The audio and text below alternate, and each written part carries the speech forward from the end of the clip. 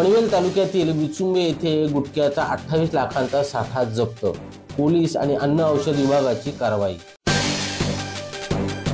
पनवेल तालुक्यातील विचुंबे येथे गुटख्याचा मोठा साठा जप्त करण्यात आला आहे।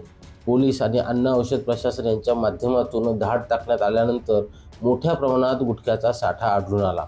सध्या महाराष्ट्रात गुटखा बंदी असल्याने असा साठा ठेवण्यास कायद्याच्या दृष्टीने मज्जाव आहे। ही कारवाई अन्न औषध प्रशासन, खांदेश्वर पोलीस यांच्या संयुक्त विद्यमाने करण्यात आली। पनवेलमधील विचुंबे गावात एका चाळीतल्या खोलीमध्ये आढळून आलेला 20,06,000 रुपये किमतीचा गुटखा जप्त करण्यात आला। या प्रकरणी एका आरोपीला अटक करण्यात आली आहे। मनोज भिंगारडे, संवाद मराठी लाईव्ह, पनवेल।